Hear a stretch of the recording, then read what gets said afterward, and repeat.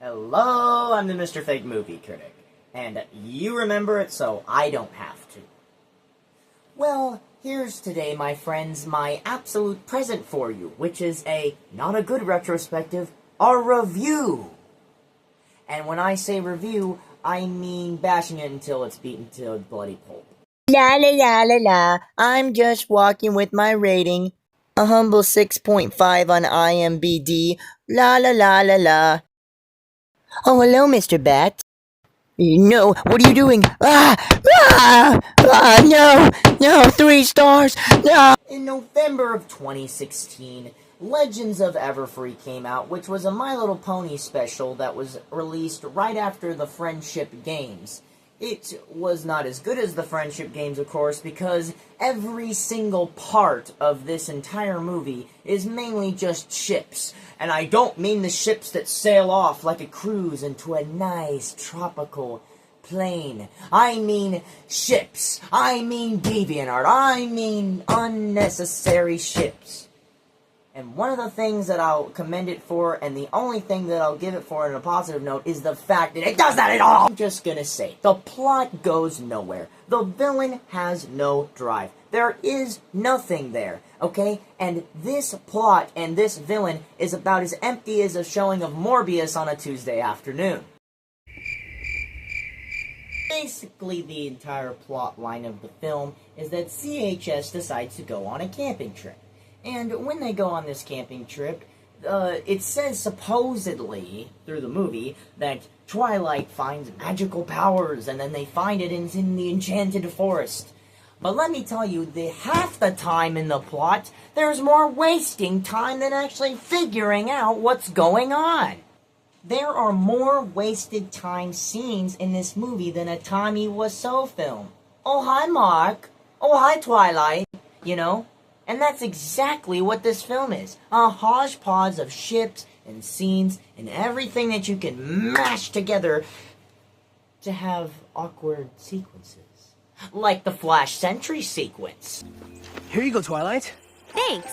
It's Flash, right? Yep, that's me. And you're you. And we don't know each other very well. Cool story, bro. Right. I guess I'll see you around. You know how there's that girl who looks just like you when she's here but lives in another dimension and she's a pony princess? Uh-huh. Flash kind of had a thing for her. Oh. What I especially love about this scene is that she literally has to explain it to her even though they're literally magic! That's like if I said, oh, yeah, you know that girl that you liked, Jerry, that you liked before, and she's talking to you? Yeah, well, she's actually from the dimension of New York 2051, and John Wayne emerges from the top with his double-barrel shotgun to save Bill Clinton on his pickle. Yeah, so, actually, that's the reason why, the clone of you is actually not, the right one. It's the other one, but they look exactly like you. Did that make any sense at all, what I said? No, it didn't, because it wasn't needed to be said. It's already been said in 3 of them at this point. But I digress. Not every scene in this movie is completely wasted. They do give a backstory from the camp director's brother, which I will soon explain once I explain the villain, and I've hauled off on that for one good reason. Oh, I got this. And I'm going to use it to save my camp. I just need more power!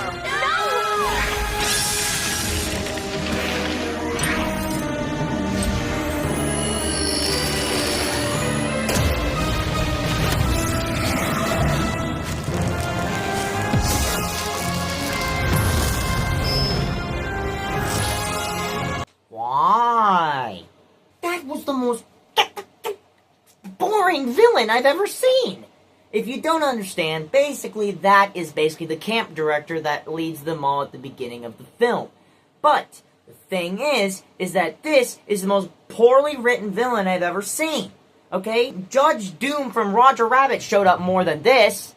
Here's the thing. The thing is that not only does it explain a little bit of Twilight going into different parts of the film, trying to find out magic and noticing things around the camp. What is she trying to save? Her trees? Oh, I got this. And I'm going to use it to save my camp. I'm Dolores. I speak for the trees! And you know, now that I think about it, isn't there in monster movies with forests usually like a big old green monster or something like that, you know? A monster that's got sharp claws that's in the forest and usually is really creepy. Ah! Throwing my hands behind my back! Retarded space dog! Save me!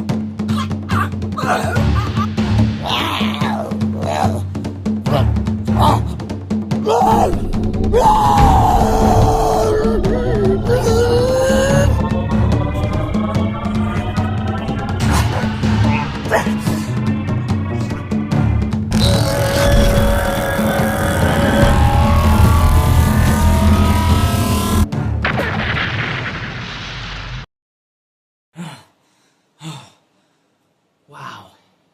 Retarded space dog really helped me. Well, basically, the rest of the film is basically just explaining a bunch of plot elements where Twilight notices things around the camp that are strange, and it happens to be the magic of those geodes that the camp director found, which are actually hers, and that is therefore the girl that changes into the tree monster, which is apparently supposed to save her camp from, I guess, nothing, because that's basically what it seems like to me, what they're trying to convey. Do you actually know why I didn't mention why there's no reason why she should save her camp? Oh, but there is! But I blinded you from it because it was absolutely useless! You know why it was useless? Because there's a character in the mainline My Little Pony series, right? His name is Filthy Rich. Now, in the regular My Little Pony series, he's just a pony that's rich, and that's all he is, and that's what he happens to be. In this film, he wants to buy out her camp so he can build a resort. So he can build a resort. Are you serious? Why wasn't that just the movie? Land Development Takeover the movie. Because that's what it should have been called! The thing that I am flattered to say, though, is that there's a Groucho Marx reference, at least. Folks, that's about it for this, because there's really nothing else to say about this film, since land development, flirting, and bad villains. There's the three. And there you go. So, stay tuned next time, my friends, for my next review. I'm Mr. Fake Movie Critic, and I will be seeing you soon. Hopefully. I don't know when that is. Okay, cut the cameras.